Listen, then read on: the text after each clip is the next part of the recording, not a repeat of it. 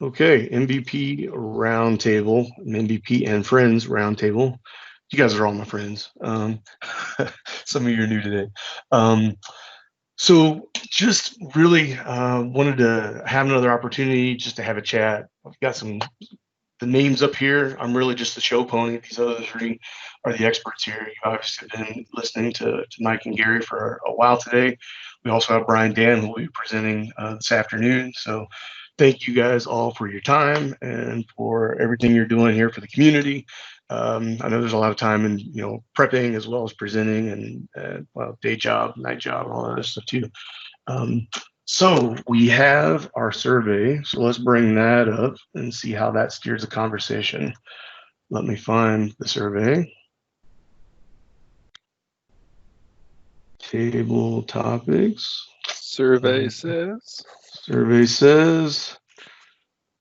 Well, I'm seeing the survey. Where are my results page?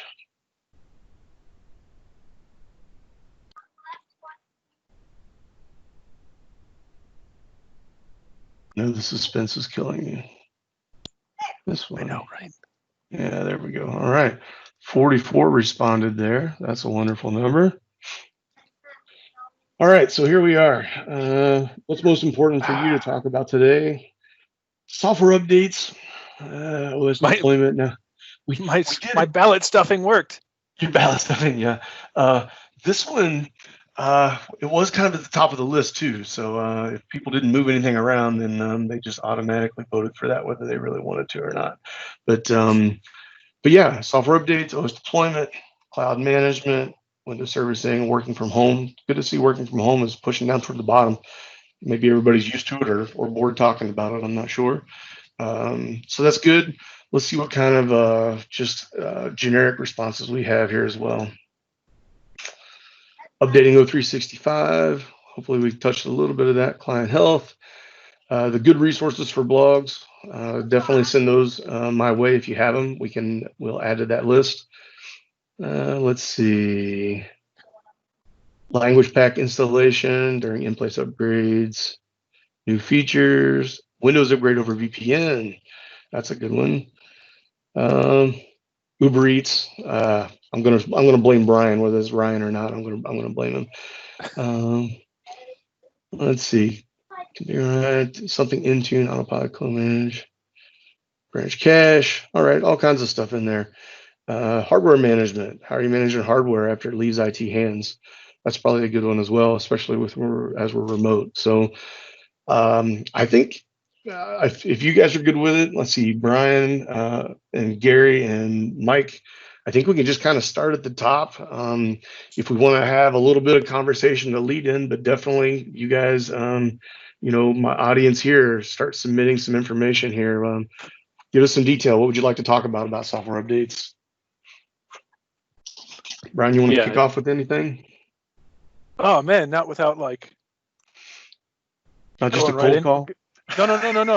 No, like, I don't want to give. I got an hour of content to go through. I don't want to give it any away. Good point. We're not going to focus exclusively on software updates, but we're definitely going to talk about trying to get a handle of the amount of data now that we're in sort of a remote. Everyone's increased their remote working usage. So both in terms of the CMG, and if you don't have a CMG, you just have a VPN. Yeah. We're going to talk. We're totally going to cover that. So if you have questions about that, great. I was kind of sad to see the first version of this poll you sent me had like working from home and cloud management at the bottom. Was like, well, that's great because that's kind of what I'm going to talk about. So yeah, it flipped around. Yeah. So that's fine. Definitely, you can tease us in for those things that you're going to cover. We can move on to OS deployment if that seems like a better spot to start the conversation. Well, there's a good question from Todd there, right? What are people doing to phase software updates, right? Like, and you say phase, so I want to think phase deployments, and I really, really want phase deployments to become part of an ADR, because until it is, that whole feature is dead to me. There's no way I'm going to go back to not automating my stuff. So, in terms of and part of when I saw phase deployments initially was like, well, you can kind of, it's a very for software updates. it's a kind of a marginal incremental value. There's value there, but like you can have multiple deployments on your ADR. So if you want to create a pilot group, like you can go to town on your phased deployments for software updates. What the phased deployment gives you is being able to sort of tollgate those individual phases, which is cool. Like that's the part I want. They can say, well, are they, you can base it on how successful was your initial phase, and you can automate.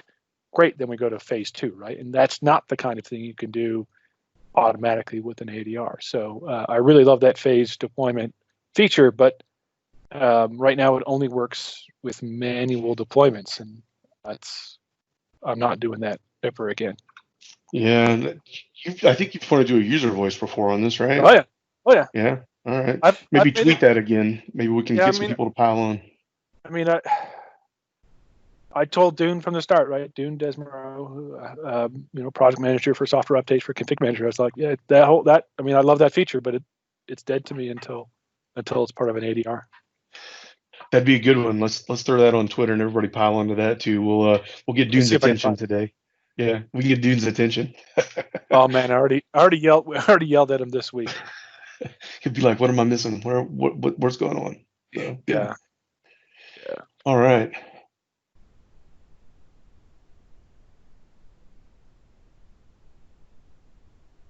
What are most folks doing to phase software updates, or do you let them rip? I guess you were covering a bit of that there, right? Yeah, that's the one that I was talking about. Yep, good. Let's see. Let's talk hardware management here. I see John, you submitted one. What's the most realistic way to enroll remote devices into Intune co-management after they already have left the WAN and entered people's homes? Yeah. Do you beg? That's actually a slide I have a little, but I don't talk about it in depth. Okay. So I'd love to hear some other people's, if they have ideas. I don't. If you're talking about forcing it, like forcing the enrollment of a device, as far as I'm aware, you're going to need some way of having admin access to that box, right? That box needs to be what I'll say in a manageable state. Whether that's via VPNs, you can do a GPO or apply a provisioning package, a whole bunch of stuff. But to automate it at scale, that box has to be in a managed state. There's the capability of allowing a user to enroll it, but that's not quite the same as forcing it, right? Like you can't make them happen. So if you sent them away and you don't have a VPN, there's not a great story. Yeah, let's see what the audience says. What are you guys doing? Yes. You begging?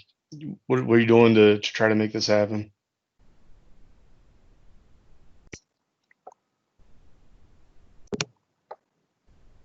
Or are we all stumped? I'm also curious, tied to that, if are people having challenges with the rights their users have while they're remote and not being able to achieve what they need to, and if you've hit roadblocks because of that. Kill VPN. There's a good one.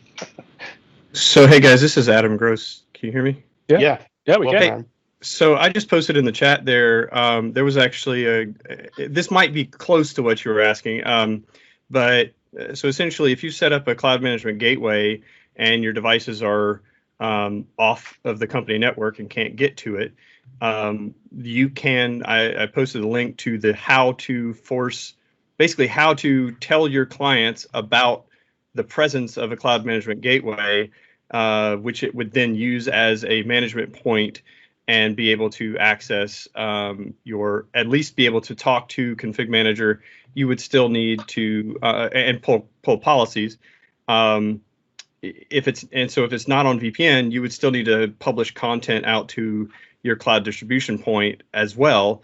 But if you've got things configured to allow clients to go get Windows updates or Microsoft updates, you could at least pull policies for those clients via the CMG using this method for non-VPN clients that are sitting out there. So if they're on a VPN, that's a whole different thing because they should be able to talk to your on-prem resources. So then it's just a matter of splitting the traffic to the right location, that sort of stuff. There is another blog link that I'll post as well that talks about the methods for so if you want to install Config Manager on clients as part of Autopilot or even standalone, you can use the new token-based authentication. That's part of the 2002 release for Config Manager, and then there is a Azure AD based authentication. So if you've got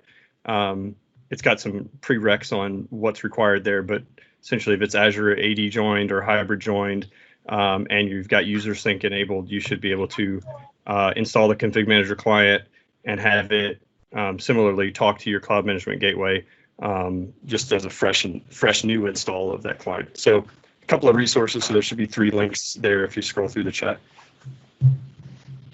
You're killing me, Smalls. Yeah, I totally just went. Those are like 2 slides right there. That's like 10 minutes. Oh no, I'm so sorry. Of course you did. Oh, good. You can reiterate. So Adam's got connection problems. Sorry, I'll bail out.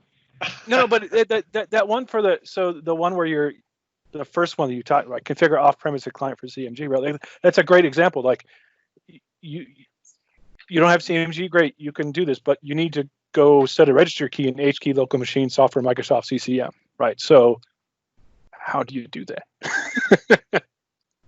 Like how somebody needs local admin access on that box to set that key.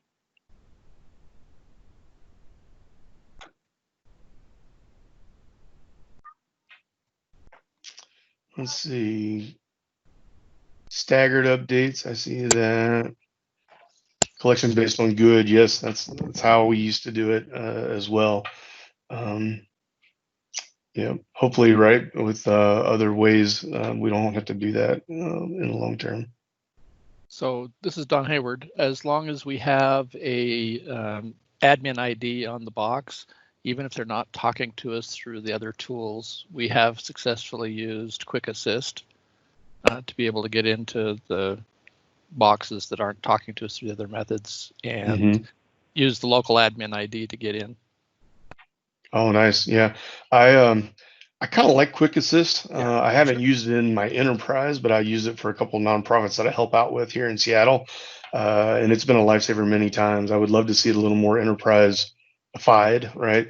We've had a lot of conversations about config manager remote control over CMG, and we can keep hoping. But yeah, Quick Assist, if you haven't used it, I've seen some people not happy with it as well, and I honestly haven't read the details of why some might think it's a bad idea, but I think it has helped me get out of a bind a couple times with people I've helped on the side. I've never even heard. I haven't heard of it. I'm excited. Well, let's just let me feel useful for just a minute. I will show you Quick Assist because it is beautiful. All right. So this is what I tell people whenever I'm helping them at home. Right. You just click start and you type quick, and all of a sudden you have Quick Assist, and you get this little pop-up. So if you're the person giving assistance, you can say this, and it'll authenticate you with like an O365, and then you get a code, and then you tell whomever you told to launch this thing to type in a code, and all of a sudden you have a remote session with them. So they just killed log me in. Well, the problem with this is that you can't control so I could set this up pretending like I'm, Microsoft India, tell this person here, put in this code, and I have access to their computer. If you could start locking this down to different, like an Azure tenant, and there's no logging whatsoever. So like there's no proof this was even launched or connected. It's just running over 443. So you can't block it. So that's the big thing. It's not made for enterprise. It's definitely, just like you said, it's perfect for helping out your friends in a pinch, but it's definitely not enterprise worthy. No, and LogMeIn definitely runs better because you're allowed to put in your admin credentials on your side. You don't get the UAC prompt on the user's machine. Ronnie DeJong posted on Twitter the other day that you can even do this as part of Autopilot if you need to. Oh, Quick Assist? Yep. Oh, nice. Okay. Yeah, I do like the idea of Quick Assist, but it sounds like, right, they probably made it for consumer, right, and it's just there for all of us, and they need to hopefully, enhance that or make it so we can control it better. Yeah, I've seen where some enterprises actually remove it. Honestly, I don't even know if my company does. I'm using my home system here, but yeah, I help out a couple little local nonprofits, and it saved us a few times. So, Adam, you asked about Adam Gross. It is. You asked about lapse off the domain. Like, yeah, and somebody replied to you, but I'll do it verbally anyways. I mean, group policy is what triggers the sync, right? So essentially, it expires, and then the lapse client, based on group policy, will trigger that. So if your device is off the network and it's not getting syncing group policy, it's not going to change its local password until it can connect back up. If you're asking, does it work without a domain? The answer to that is no. No, we have enabled it, but apparently had disabled some other things that prevent it from working properly in our environment. Never had actual experience with it, but I assumed that what you just described was how it functioned. And so, point being, if you had lapse enabled in your environment, that potentially could be a solution for being able to remotely enable that registry key for your remote users as well. Because you could just you mean give this? them You mean the password. CMG thing? Yes. Yeah, but I mean, like, what you're going to walk? I mean, you're going to walk big banks customers through setting the registry.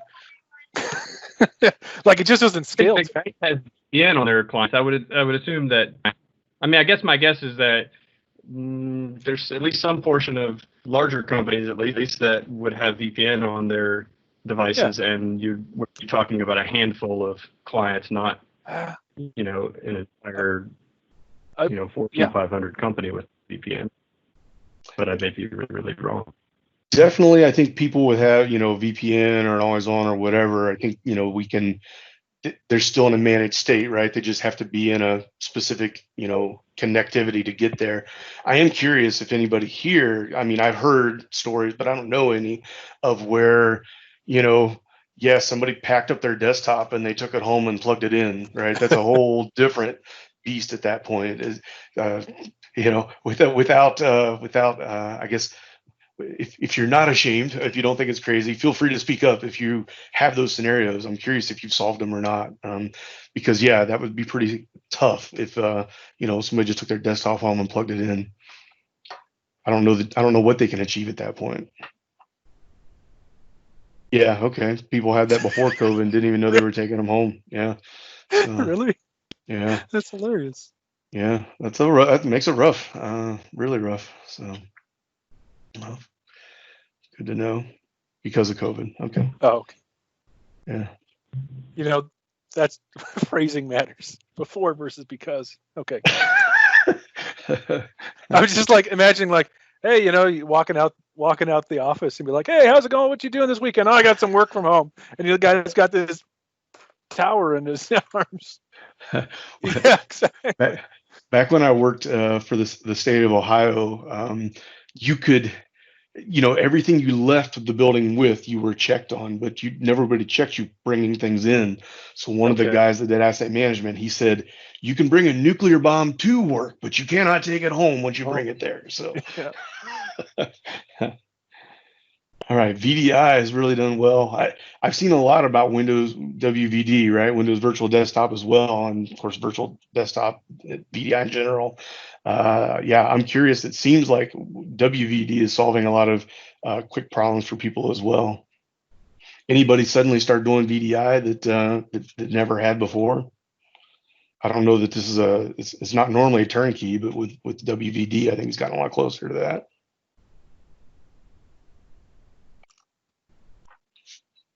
All right, still more because of COVID, Citrix, AWS, all kinds of stuff. Yeah, again, totally another slide, but I know some people who do that, who's doing the WVD implementations, and like that's their life now. Right? They could do every waking hour. They could be working on that. There's so much interest in that.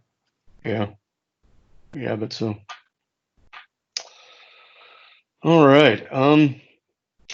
How about I'm going to pick on Mike. I don't know, Mike, if you have anything in particular on servicing or OSD.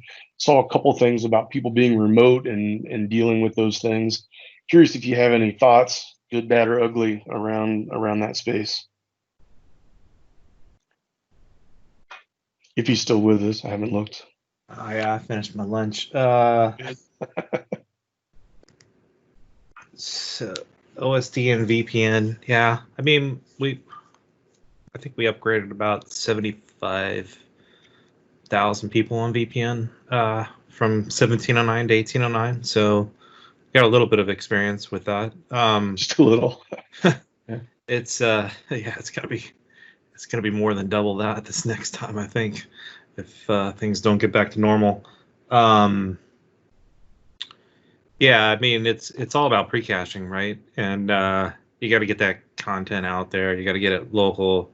You got to get it ready to go. That's why we developed the whole WAS and enterprise process. Is a gated, multi-phased solution, right? It's like, do you meet all the requirements? Like we're just now, they're just now kind of deploying some of the prereqs. So like our VPN client, I just got a SEP upgrade on my machine today. We got various other security tools that all have to be installed prior to the in-place upgrade. In fact, we met with our VPN team just the other day because they wanted us to upgrade the VPN during the in-place upgrade process, and we said, well, A, we don't do software upgrades at the same time we're upgrading Windows. Could we? Probably. Does it increase the risk? Absolutely. Yeah. And especially VPN. And it could increase the time. So that's our pre-assessment phase. Is it checks to make sure that, hey, are you running the latest version of this? Are you running the latest version of that? What we built into that too was the capability to do auto remediation. So if you did drop into the collection where you're running the down level whatever client, it would automatically go into that collection, get the targeted deployment, upgrade. The next day it would reevaluate, and they would move on to the process. We want to automate what we can automate, and then focus on what we can't automate, right? So, but yeah, I mean, all that stuff you want to do. You want to do as much stuff you can before the user gets the notification to upgrade to Windows, right? There's always that debate about, well, task sequence versus servicing, and oh, well, servicing is such a better user experience, and it just does things in slightly differently. You know, it does less, and it does stuff that's kind of behind the scenes. So it does all that pre-work behind the scenes. I'm not saying don't use it. Yeah, absolutely. If you can use it, if you're a simple environment that can definitely take advantage of it, yeah, absolutely. Use it, right? If you have to do that and still do a task sequence, I'll just do the task sequence. Then, that kind of thing. That's my philosophy, unless you like doing twice the work. But yeah, if you could pre-cache, that's going to be key. Making sure that your process works with your VPN solution, or if you got the luxury of cloud management gateway, things like that. Those would always help. But yeah, get that content out there so that when you do hit the go button, it's the shortest possible. Just like the Office, right? The Office installing this VM installed in just a few minutes, maybe less than 10, right? And that's because the content's all local. So that would have never been the case had that been coming across the VPN link at the same time. So, which we can take any questions on the Office too. We're not just limited to the topics on the thing too, because I know we had a block of time set out for a Q&A at the end, but we didn't expect to run that long. So. Yep, definitely. Any questions you have there, feel free to bring those up as well. And I do like you said, Mike, when you have critical apps, I would be very cautious to bundle, a VPN reinstall with OS, right? Because if something does break, you're completely in the dark now, right? And who did what, right? And what happened when. So certain things it makes sense to try to have them, separate but dependent, right? Where, well, let's get the VPN upgraded first, right? And let's make that a milestone before we present the OS to them. Yeah. Yeah. Well, and another thing, so there was a good presentation at Ignite like 3 years ago, maybe. I think, I don't know. But it was really a deep dive on the Windows upgrade process, and the way that the guy explained it was, think of it like an egg, right? You have the yolk, and then you have the white part of the egg, and think of the white part as your apps and data, and think of the yolk as the operating system, and that's basically what they do is they pull the OS out from underneath the app stack and the data stack, and then they shove a new OS in. I mean, they came to us earlier this week, and they're like, "Hey, you guys are installing OneDrive with the Win 10 upgrade." And it's like, no, it's a core OS component, right? It's in the core OS, and we haven't been instructed to rip it out, right? We're not installing it. It's like you're pulling this out and then you're shoving this in, and it's like it's not installing that component at all. So, and if you start doing that with apps are another big thing, right? It's like we've been trying to get app owners to start testing, and we were just reviewing this again. This is going to be like our third go around of it. It's like, no, just because we have a new OS, don't just test on net new. I mean, net news we did well between net new and reimage we did maybe 50,000 last year, and we did 350,000 in place upgrades. So an in place upgrade is way more business risky than a net new or reimage, because that PC's in the staging area getting built, right? It's not in front of an end user that's expecting it to be functional after the upgrade finishes, right? That's right. There's already kind of expected downtime or transfer time when you're scheduled, right, like that. So yeah, and although app vendors are getting better, there's still some that are just reoccurring that they obviously don't test that, in place upgrade. It's like, no, start on 1809, install your stuff, upgrade to 1909. Does it work? No, it broke because you're writing to active setup, and you shouldn't be writing to active setup, right? And then they blame Microsoft. Oh, well, this is Microsoft's fault. It's like, okay. And generally, like, how do you resolve that? Like, do you just, at what point do you just say, well, we're still moving ahead, or you just immediately exclude them? So, well, that was the whole reason. So for those of you that kind of follow our WAS blog series and all that stuff, that was that concept of OS uninstall that I had. It was Desert Edition, MMS. And we missed everybody was that last week, by the way? Yeah. For MMS MOA. I mean, that's a bummer, but hopefully we'll get back to it someday. But so it was Desert Edition, where I'm like, oh, we got a new DISM command, and we can actually programmatically initiate an OS uninstall. Well, I called it revert back when I met with the Windows team, and they kind of said, no, that's not revert. Revert happens when you're in the middle of an upgrade, and it goes south, and it's back. It's not rollback. Yeah. Rollback sounds like I've been just doing MSI installers, so like rollback, Yeah. So we're pushing towards a self-service model, and we said, well, if you want to be able to do the OS uninstall, you got to do the self-service model. So, and you can go back, to the previous OS within 3 to 5 minutes. And they're like, 3 to 5 minutes? You kidding me? It took like over an hour to upgrade, and I can go back in 3 to 5 minutes. And it's like, yeah. So that's the option that we give, Brian. It's sure. We also have a preview environment, a preview VDI environment where you can go check out a VDI for anywhere from 1 to 10 days. Okay. they can load up their apps in there. So they can say, yep, I think only 1809's lit up now. 1709's out of our environment, except for maybe about 200 machines that didn't quite make the cut. But they picked those back up this week.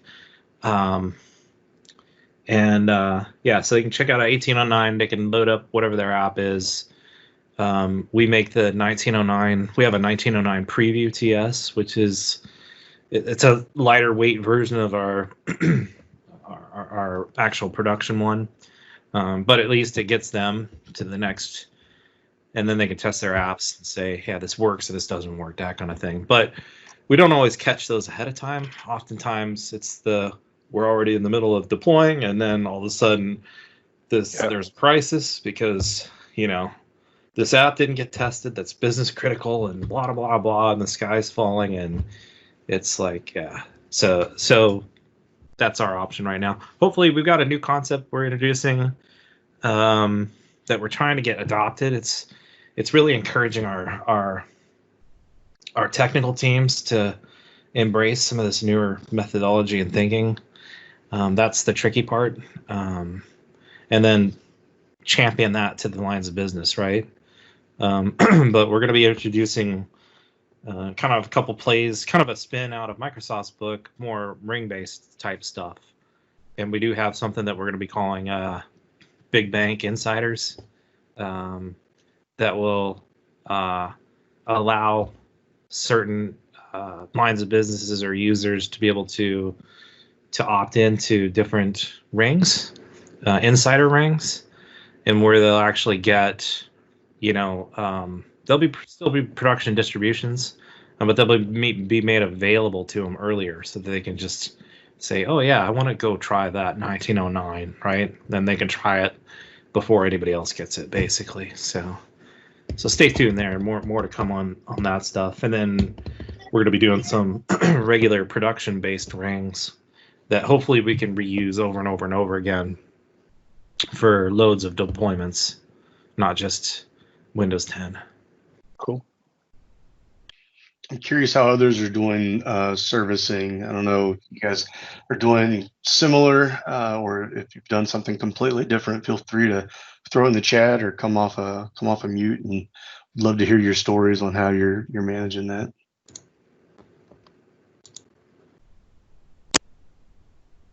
Yeah, this is Don Hayward. We're not using the servicing at all. We are doing in-place upgrades, and we download the entire DVDs for the OS ahead of time. And then at the right time, we do staging. Like you're talking about, some people can get it earlier than others. And so we don't deploy it to everyone all at once.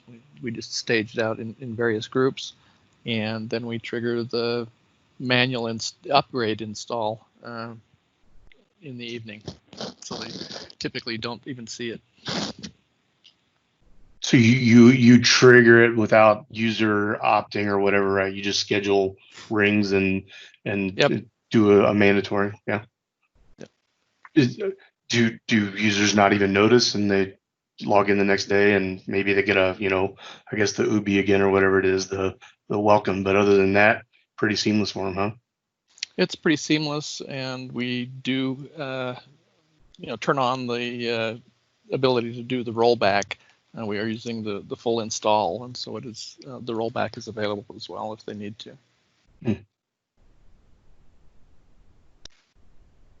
Nice. Anybody else? How you're doing servicing? Anybody not doing servicing? Hopefully not. But to add a layer to that, what about who enjoyed the enablement package, right? Who's done that 1903 to 1909 with the enablement package? I'd be interested to know if anybody was ahead of the game there. Yeah, we've actually done that. It's worked really well. It's awesome. It just takes a couple minutes. It's been great for us. Cool. Yeah, I mean, that's like I think it's awesome, and I really, really want them to continue doing that. If they've not made that commitment at all. I mean, I'll just go ahead and make another plug for native servicing, if you've got a simple enough environment that can handle it, works great. Mm-hmm. Yep. Anybody else using native servicing?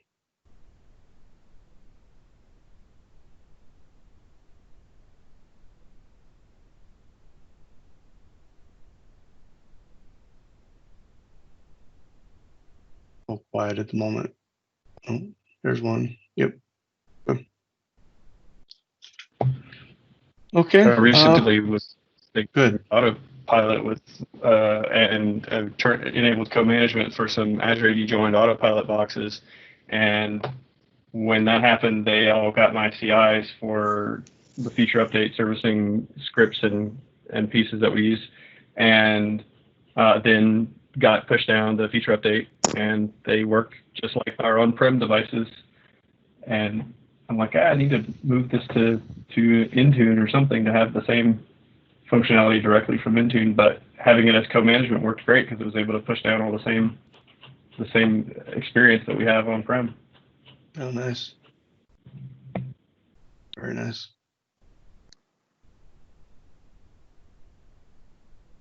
All right. What else do we want to try to bring about here during this conversation? Store for Business sunset and effects on MemCM. Anybody working in that space can chat to that. I keep hearing people say that, but has that actually been officially announced, or was that just a rumor? I mean, that was something that Mary Jo Foley rumored, right? I haven't seen anything else. Exactly. So I heard, and I respect Mary Jo as much as anybody, but like, has Microsoft actually said that, or is that just a thing we think is happening? Because those are two different things. Yeah, good question. If anybody knows, throw a link in the chat. Yeah, I've heard it as well, but I don't know that I've seen it official, and I haven't really, other than hearing it announced, which could have just been through Mary, a link to a link kind of thing. I don't know if I've seen it or heard it anywhere recently. So yeah. And so would that just leave, if Microsoft said it, great. If they said it and they're just saying, and we're not replacing it with somebody, like it's not being, we're just going to kill it. Like, okay, then that's a real problem. But I don't know that I've seen them said it. So yeah, agree. Let's see. Here's a question: What's everyone's favorite new 2002? What are we going to call this thing?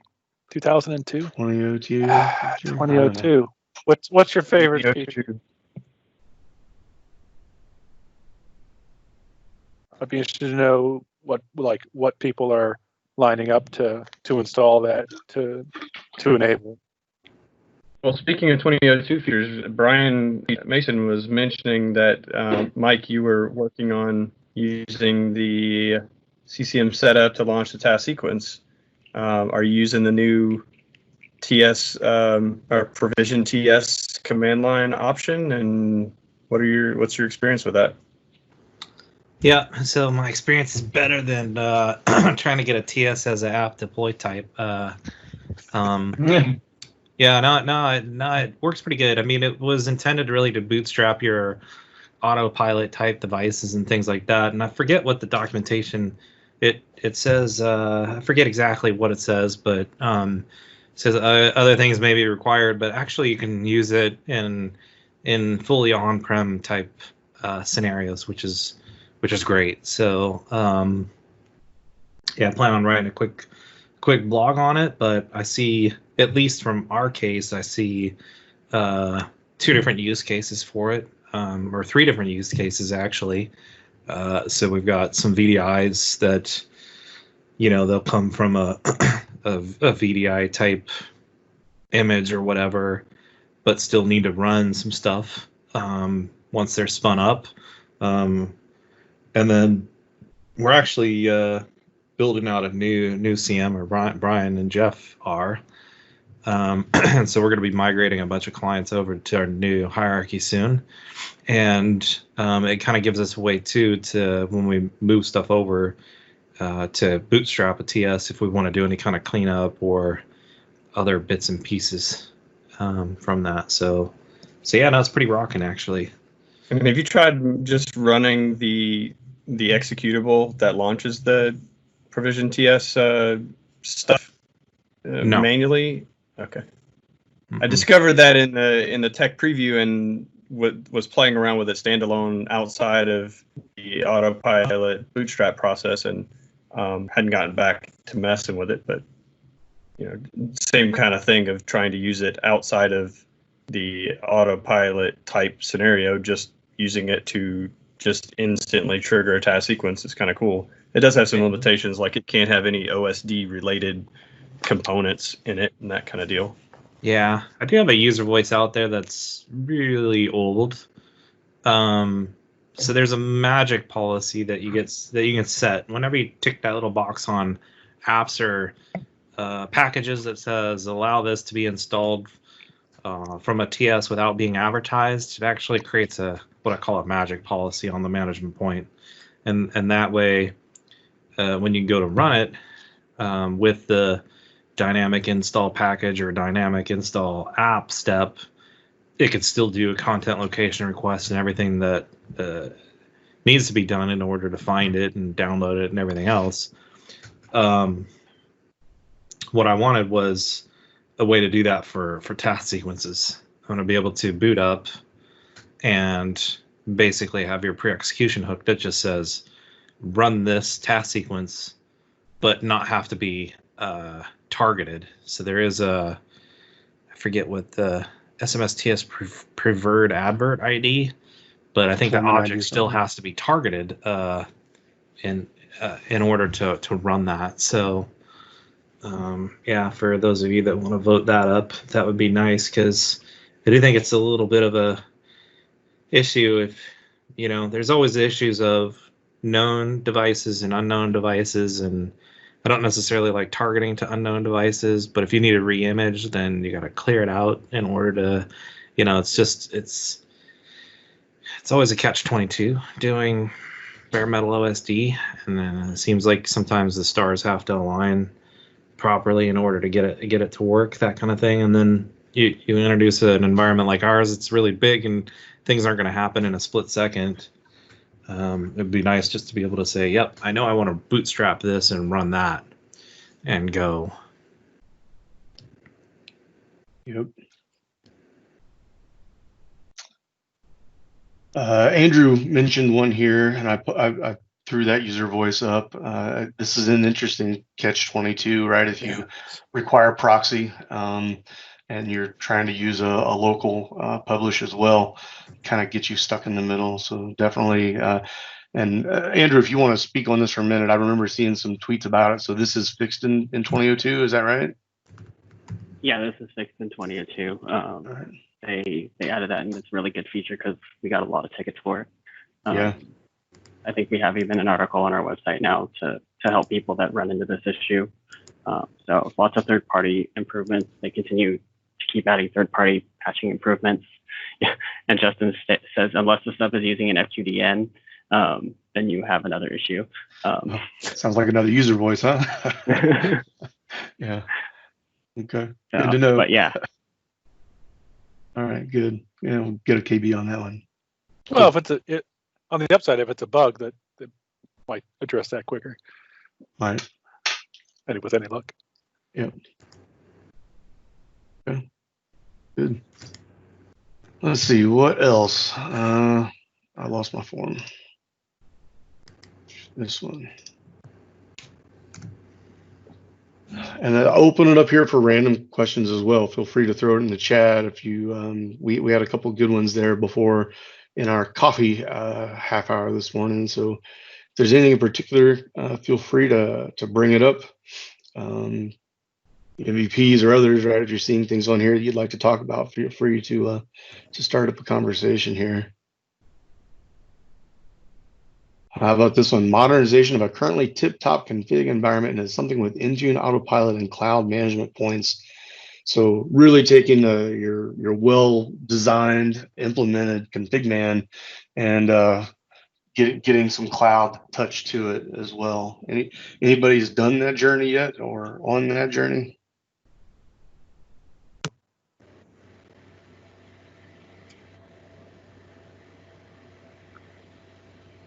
Bye.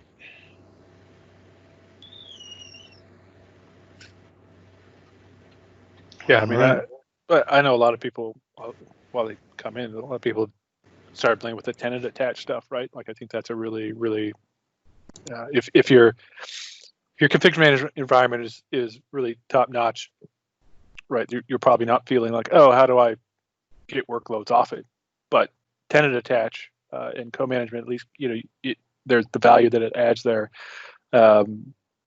is very real, as well as conditional access. So I think those are those two things are the carrots. I had a really interesting conversation earlier this week, and I was talking about Doom, and one of the things that the team said was really interesting is that removing obstacles is good. Like we want to do that, but that doesn't drive adoption, right? If we just make it easier to do something, that's great. Like that's not a bad thing to do, but people aren't going to flock to Intune or co-manage it just because it's easier, right? You have to put something out there that you really, really want or need, right? Or in fact, it's such a huge carrot that you feel you have to go do this, and I think that's what you're kind of seeing when you see conditional access and this the tenant attached stuff. Yeah, you're going to want to. agree. It also doesn't mean you have to get rid of your config manager environment either. It's really, I mean, like right now, I'm in the process of lighting all the bits and pieces up. Like we're putting in the cloud management gateway, we're putting in the tenant attach, and the tenant attach stuff is awesome because you get. So if you take an Azure AD join box, straight Intune only, and you co-manage it, it becomes tenant attached, so it adds in the extra tenant attached features. But then if you take a device that like a server, an on-prem server, you can tenant attach it as well. So now your server admins can go into the Intune portal and do at least some basic functionality, and they're adding more stuff already. You can see details about the server from the cloud without having to even have the config manager console on your machine to be able to manage it. And so, I mean, the improvements are continuing to show up, and I think, as much as you can, start turning some of these things on. We're using COVID as a great excuse to just turn on all the cloud stuff because no, we need it because users, VPN, this, and it's great. My boss is greenlit everything, just go to town, and it's awesome. So Adam, if you're interested, that could be, potentially a great July conversation. If you'd like to present on that, I'd invite you to kind of just talk about that journey of, from config man to a hybrid world, right? And leveraging all those things that are available to you. If you think you'd like to, I would be curious if people would throw in the chat if you'd like to have that kind of story. But if that sounds interesting, Adam, we can talk about that if you'd like to do that. That sounds great. And if folks want to hear the topic but not my voice, I'm okay with that too. So they can. We like your voice. All right, you're gonna have to turn the camera on so we can see that shaggy beard of yours now. Yeah. I haven't showered in 3 days. I'm not turning my camera on. We'll get that recorded too. That's good. Yeah. Okay, we got like 6 minutes left here before our next break. Is there anything burning people are questioned on? Things whether they're on this list or not. Feel free to bring them up. We'll see if anybody's here to help answer anything or any run over questions from Mike and Gary's session as well. Feel free to either speak up or throw those in the chat.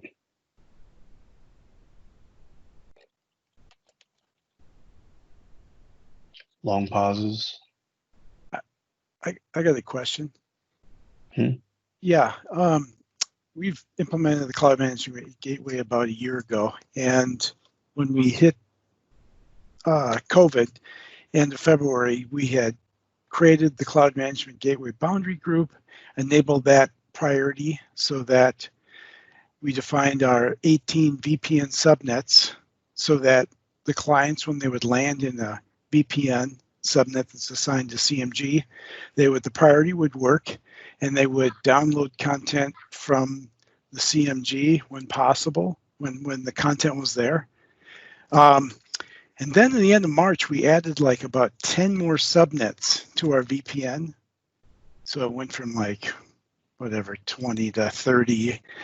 And all these new subnets that were created in March now, when a customer lands in that, and it's a subnet that is defined as, there's a local SCCM DP, that boundary's there, and then the CMG. So when I would add that CMG to that boundary, then the issue is the client would have their management points set to the cloud, which of course causes huge performance issues. Microsoft's come up with one workaround, which is a registry entry that says allowable management points. So when we set that allowable management points to just the MPs we want, then performance returns to normal.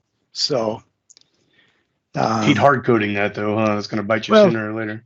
Yeah, I mean, our management points don't change much, right? We've got 5, so we can handle up to 100,000 clients, and so we got growth. We're not growing that fast, so we'll be okay for the next few years. But it's just anyway, it's still an open ticket. I was just curious. So far, I've not found anybody with this issue. So yeah, I'm curious if anybody has. I mean, it sounds like a bug, right? It was working till you added more subnets, and now it's not. Yeah. And I can break it. I can dial in with a virtual machine that's got all the different VPNs defined, and so I can dial into one that lands into a subnet that's created or before March, and those work fine. So I've been through several scenarios with Microsoft, but anyway. Out of interest, have they had you just start from scratch? Like not with the whole environment, but just like throw all those boundary groups away and. No, but yeah, it is interesting because these boundary groups were all created with 1910. So that's actually been one topic is, hey, all the boundary groups created in 2013, 2014, 2017 with previous releases are fine. But it's the boundary groups created under 1910 are the ones that are busted. Yeah. So I've asked do them you about have the checkbox enabled for the prefer cloud sources on those boundary groups? Yeah. On the CMG, the one CMG boundary group has that enabled.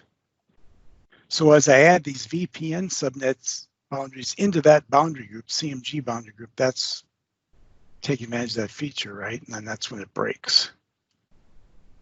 Do your clients do they happen to be in multiple boundary groups by any chance? Yes, like, so that's another factor because we've been digging into it with the storage procedure, and but it hasn't proved 100% or hasn't been a smoking gun or whatever. I tried breaking it. I tried, dialing in with one that lands in multiple boundary groups, and it won't break it on demand. But yeah, it's a factor, but I'm not really sure. We don't have any now. We don't have any overlapping at this point. We noticed a couple, but they weren't actually VPN boundary groups that were overlapping. It was a boundary group over in, different city. Rick, if you want to ping me offline, I'd be happy to kind of dig into this a little bit with you if you're interested. Oh yeah, that's Brian. This is Adam Gross. That's Adam Gross. Yeah, Adam. Yeah, I appreciate it. Yeah, thanks. Shoot you my contact info. Okay, thanks. Very good. Any quick hits here, Brian? I see one about ways to boost software update compliance. Yeah, I was going to. The quick hits there is maintain WSIS and implement some sort of external client health solution. Those are the two things. I met a guy that had the best answer ever. He just deleted all clients out of the config main console, and then whatever came back in was healthy and showed everything really well. Yeah, I would love to tell you that I've never worked for a company that has KPIs that needed to met, and I know what they were doing, how they were meeting those KPIs. Yep. I did not work there long. Yep. All right. All right. Well, I think we're at time here. So really appreciate this, everybody. Appreciate all the questions. And we did record this. So if you find anything interesting, you'll be able to pull this on the recording. So let's take one more break, and then we will be ready for Brian's reveal all session. Right, Brian? Yeah, seriously. Yeah. Thanks, Adam. Thanks, Adam. I'm just gonna blame Adam. Thanks, whole Adam, for time. helping out. Appreciate it. I understand now why I wasn't invited. I'm sorry. Yeah, no, thank Adam. It was like, We just have to spread the wealth. That's all. Yeah, have you thought about doing this? No, I have a slide about that. Stop talking. Maybe we should move roundtable to the end of the day or something. Maybe. No, that's fine. It's all good. All right, let's take a 13-minute break, and then we'll be back. Thanks.